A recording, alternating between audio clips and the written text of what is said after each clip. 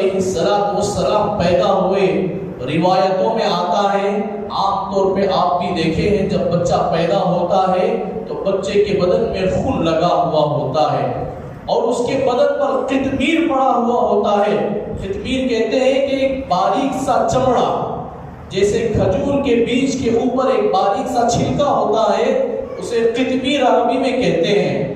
ما یملکون من قطمیر، اللہ تعالیٰ فرماتے ہیں کہ قیامت کے دن جو کھجور کے بیج کے اوپر چھلٹا ہوتا ہے اس کے بھی تم قیامت کے دن مالک نہ بنو گے۔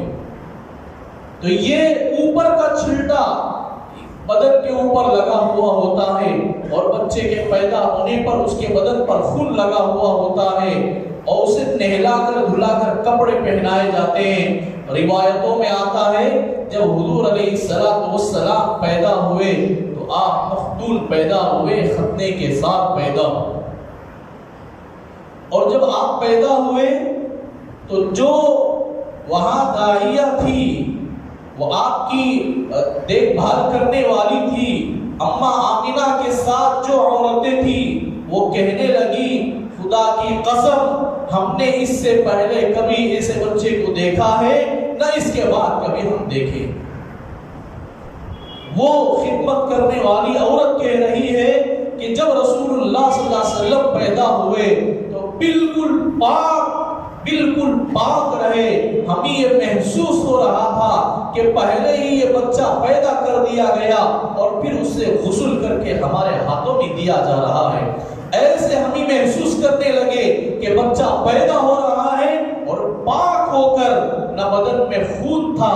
اور نہ ہی بچہ جب پیدا ہوتا ہے کہ ماں کے ہتھیلی کے ساتھ، بوٹی کے ساتھ بچے کا ناف جڑا ہوا ہوتا ہے، اسے کاٹ دیا جاتا ہے اور کاٹ کر بچے کو ماں سے جدا کیے جاتے ہیں۔ لیکن رسول اللہ صلی اللہ علیہ وسلم ایسے نہیں ہوئے،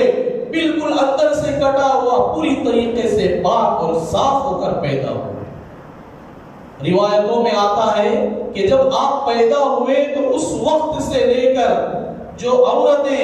ہاتھ میں اپنے رسول اللہ صلی اللہ علیہ وسلم کو اس بچے کو ہاتھ میں لیے، وہ عورتیں کہتی ہیں کہ مجھے شرم آتی تھی کہ وہ ہاتھوں کو دوسری جگہ استعمال کرنے کے لیے،